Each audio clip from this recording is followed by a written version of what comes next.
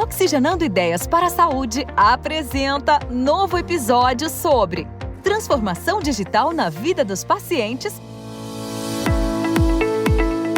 Olá, seja muito bem-vindo ao podcast Oxigenando Ideias para a Saúde. Eu sou Eduardo Mangione, CEO da ePharma, e convido você para se conectar às tendências e novidades junto aos protagonistas que estão transformando o mercado de saúde no Brasil. Estamos de volta com a segunda parte da entrevista com o Dr. Lorenzo Tomé, CEO da SD Conecta, a maior plataforma de comunidades médicas do Brasil. Vamos falar agora sobre inteligência artificial e as aplicações para melhorar a assertividade dos diagnósticos. Dr. Lorenzo, bem-vindo de volta. Valeu, tamo junto, vamos lá. Dr. Lorenzo, eu vou falar um pouquinho sobre a adoção de novas tecnologias no setor de saúde. Como que a inteligência artificial tem sido aplicada na área da radiologia para melhorar a assertividade dos diagnósticos? Falei ali no primeiro episódio das tecnologias de processos. As tecnologias de processo, basicamente, é a inteligência computacional trabalhando com dados.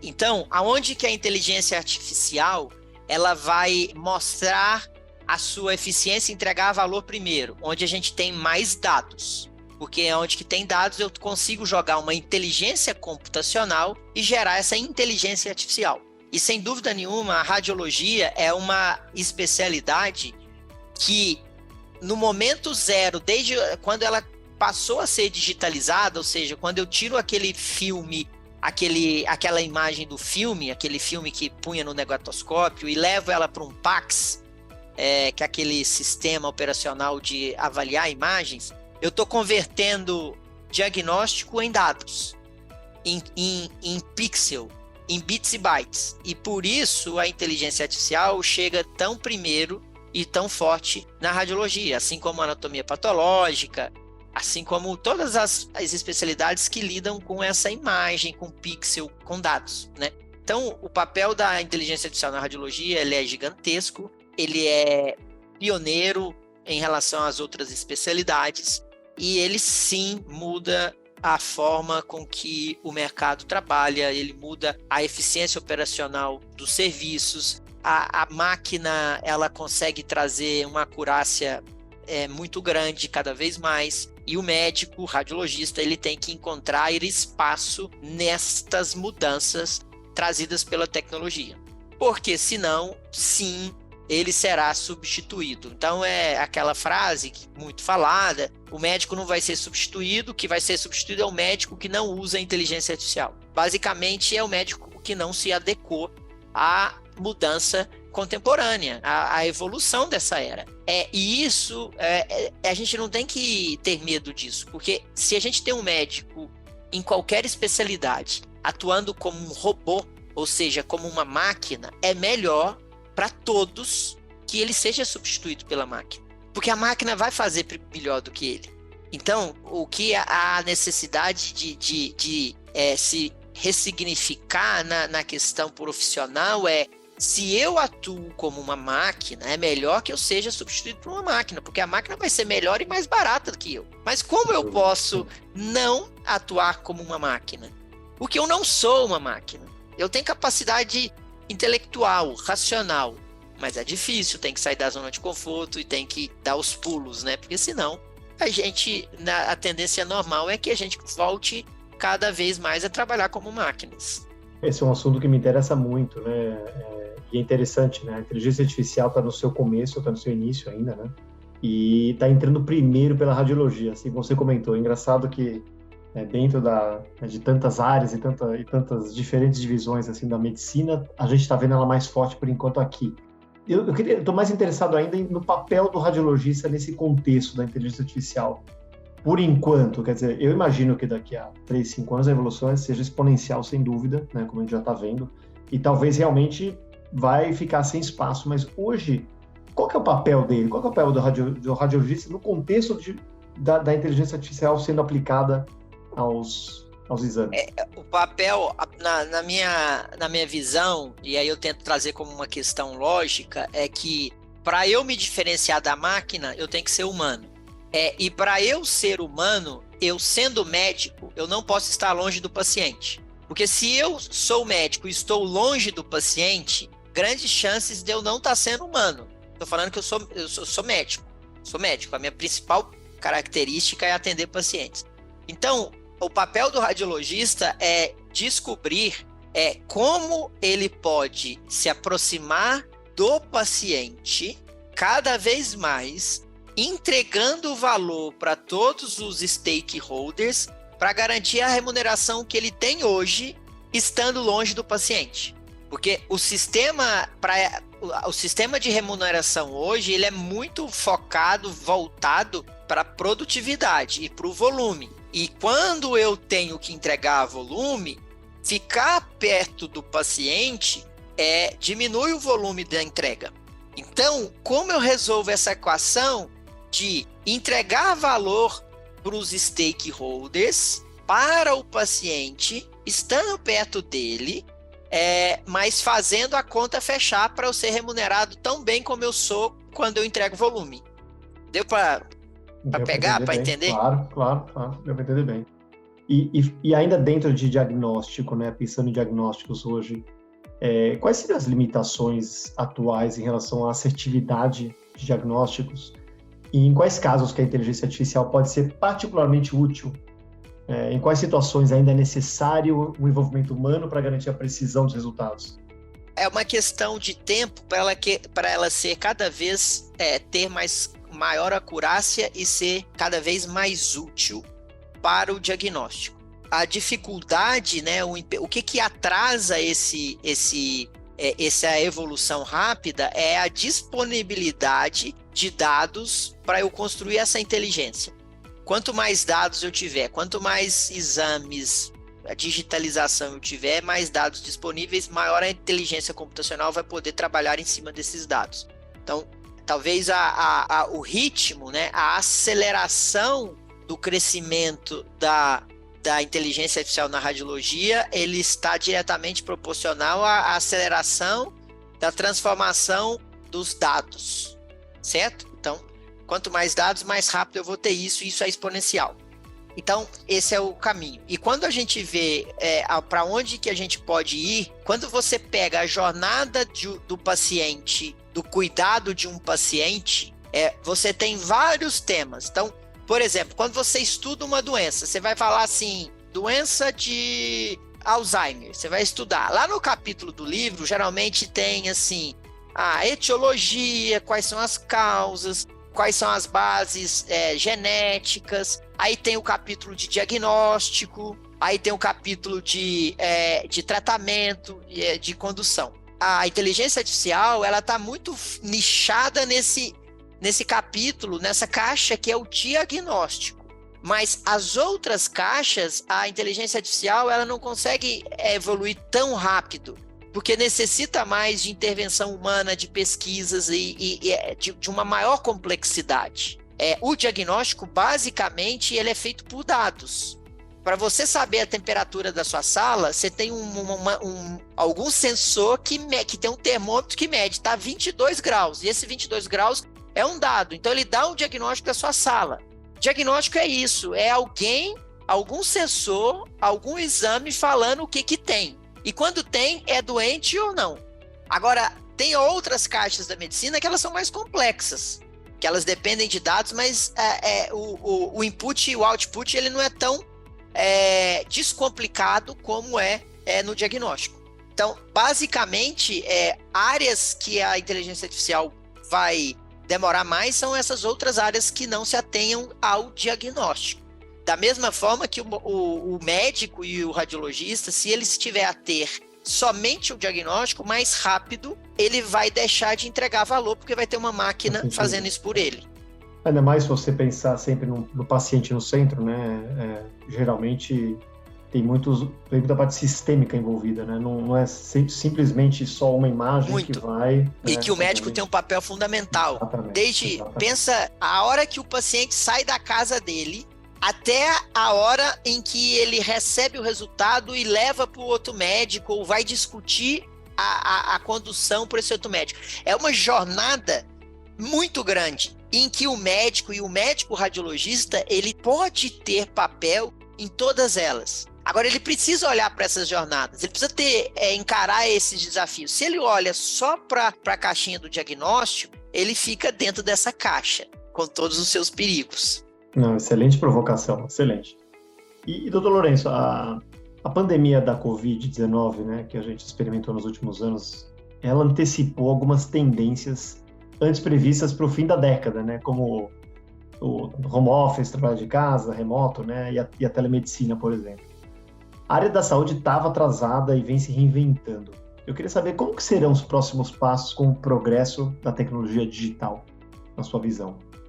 Cada vez mais rápido, cada vez mais barato, cada vez o paciente no centro.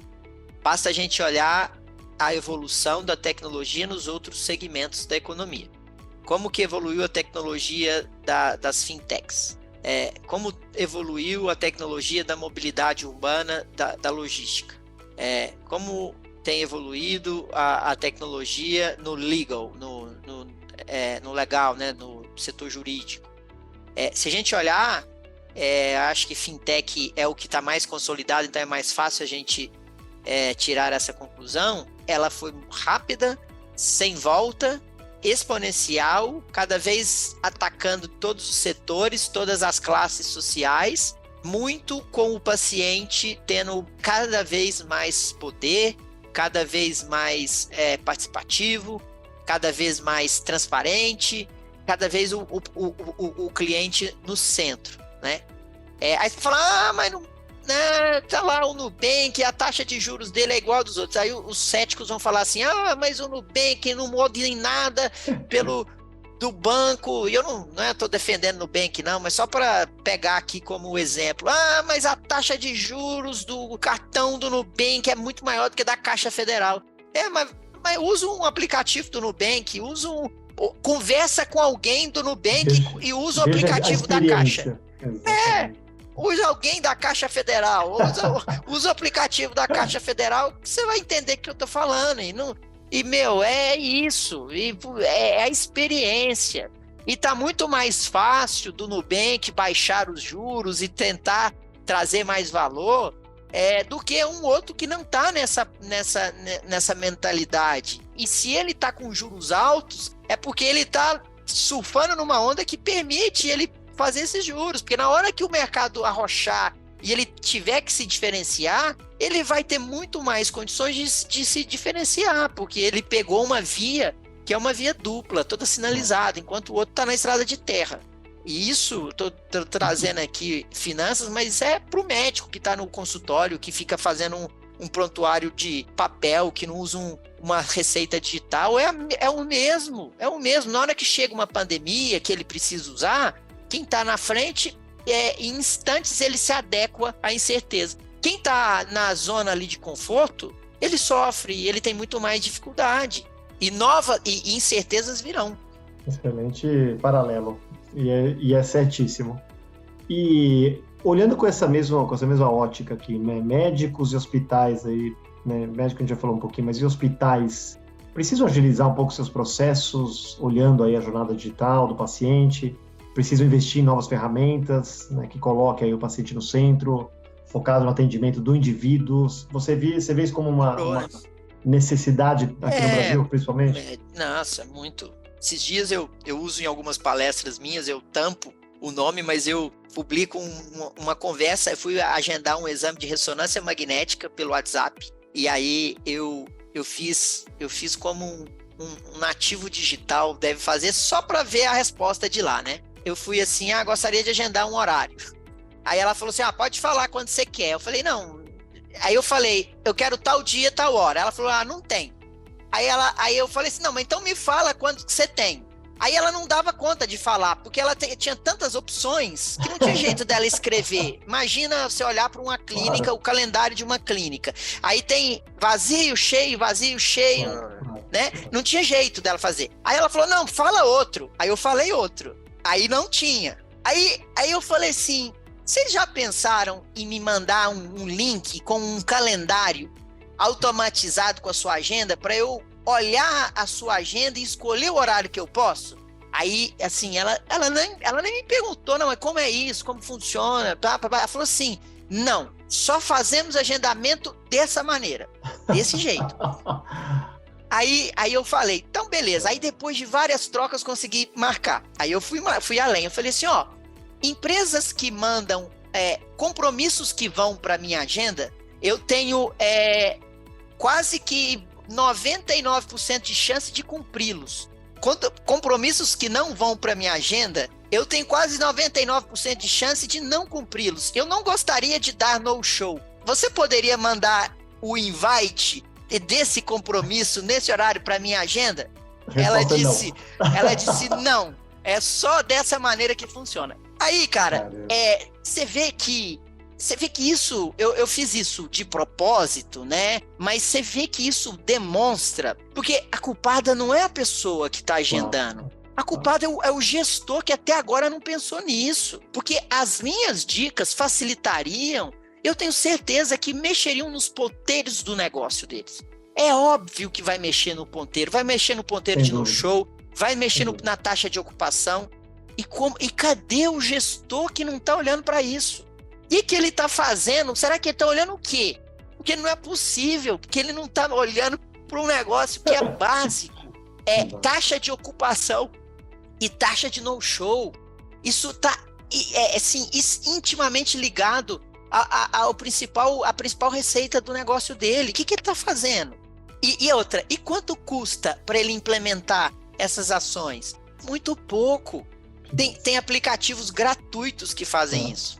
Super interessante. A gente teve um episódio recente também, falando que o médico muitas vezes também não é formado em gestão, né? E aí assume uma clínica, quer dizer, abre um escritório e tal. E tem toda uma parte aí também que não facilita também, né? Dentro da educação médica não tem, né, essa parte tão desenvolvida. Então, muitos médicos recorrem a cursos externos, ajuda e tal, porque senão é exatamente o que você está falando, quer dizer, quem está olhando a gestão do negócio e algo tão simples, e a gente nota que o consumidor hoje, ele tem uma referência de comparação direta ao que ele está usando, não importa se é mobilidade urbana, se é banco, se é pedir comida, então ele vai comparar você e o seu serviço com esses, né, com essas outras referências, o que vai deixar você em maior desvantagem ainda, certo? Exatamente. E é assim, você pode fazer o que for, que o paciente, ele vai te comparar, não adianta. Vai te comparar, não adianta. Exatamente. Ele vai jogar seu nome no Google para saber se você tem um site, se você tem uma rede social. Não adianta se você é médico do Einstein, você formou em Harvard, ele vai fazer isso. E qual é a resposta que você dá para ele? Isso é paciente no centro, né? Isso é para o paciente no centro. Legal. E, doutor Lourenço, vou te perguntar aqui uma pergunta interessante aqui sobre tecnologia, tá? Principalmente duas tecnologias que são emergentes. Queria um pouco do seu ponto de vista. A terapia digital e o uso da genética no tratamento hiper-individualizado. Estão surgindo terapias com estudos clínicos provando a eficácia, até quando comparado ao tratamento por medicamentos tradicionais. Dou um exemplo aqui de algumas empresas nos Estados Unidos mostrando casos de estudo clínico mesmo com pacientes de TDAH, né? Mas pelo que eu saiba ainda tem pouco caso prático, né? Principalmente quando a gente olha também a segunda parte da pergunta, que são os tratamentos individualizados baseados em mapeamento genético. Na sua perspectiva, a gente fala muito disso, mas isso deve virar algo comum? E quão longe estamos disso de fato?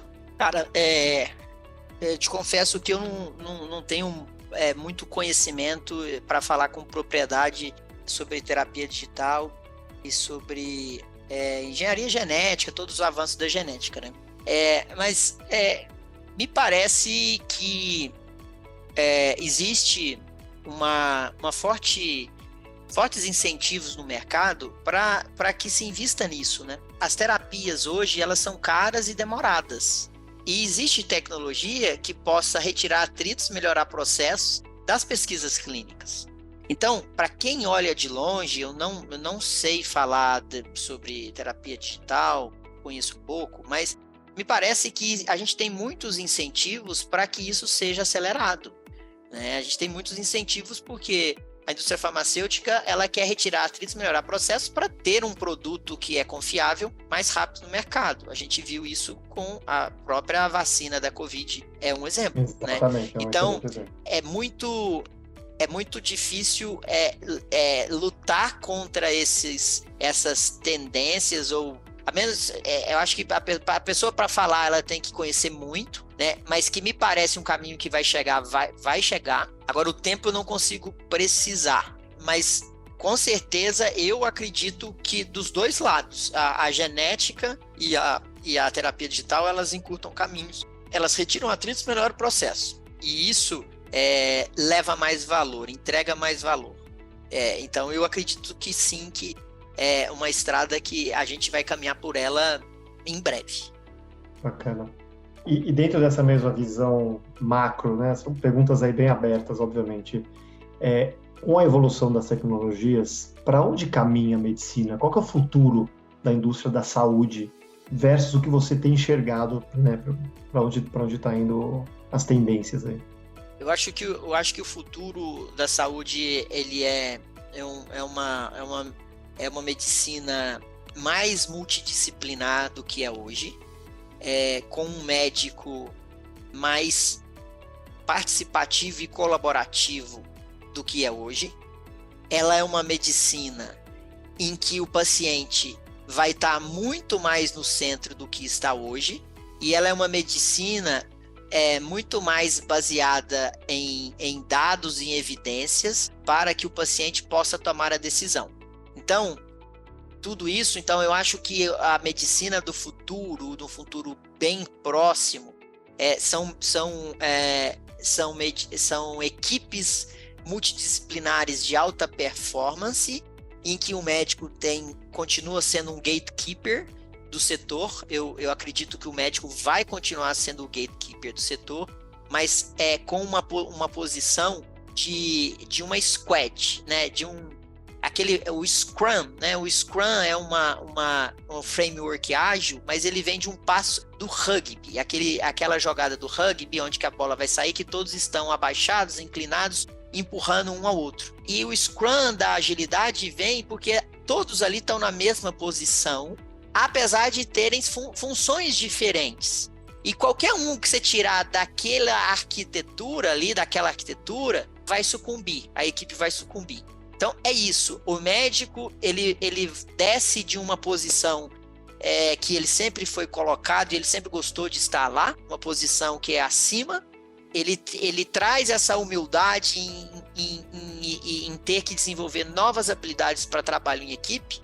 São equipes multidisciplinares de alta performance, são equipes multidisciplinares que elas serão totalmente baseadas em dados, as evidências do serviço dela das entregas vão ser metrificadas, e essas métricas vão gerar indicadores que vão chegar até o paciente. Então o paciente vai saber qual que é a taxa de infecção, isso ele já pode saber hoje, mas quase ninguém pede e pergunta, qual que é a taxa de infecção daquele médico facilmente, e ele vai poder decidir se ele quer consultar com aquele médico ou não. Mais ou menos como a gente tem para decidir como a gente está num hotel, quando a gente está num iFood, e eu não estou reduzindo a medicina a hotel nem alimentação. Eu estou elevando a medicina a uma condição justa e necessária, que é o uso da tecnologia para trazer mais transparência e performance para todos. Conversamos com o Dr. Lorenzo Tomé, CEO da SD Conecta, a maior plataforma de comunidades médicas do Brasil. Doutor, muito obrigado por participar do nosso podcast, foi uma conversa excelente. Valeu, obrigado, excelente, Eduardo, um papo muito bom. Agradecer mais uma vez a Pharma, que temos uma parceria através da comunidade Paciente 360. Estamos muito felizes de desenvolver esse projeto com vocês, e obrigado pela oportunidade de falar aqui, de mostrar um pouquinho do que eu acredito. Espero que você tenha gostado do episódio de hoje. Eu com certeza gostei muito. Continue acompanhando nossos próximos episódios no Spotify, no Google Podcasts, e não esqueça de ativar as notificações. Obrigado pela sua companhia. Um grande abraço e até o próximo programa.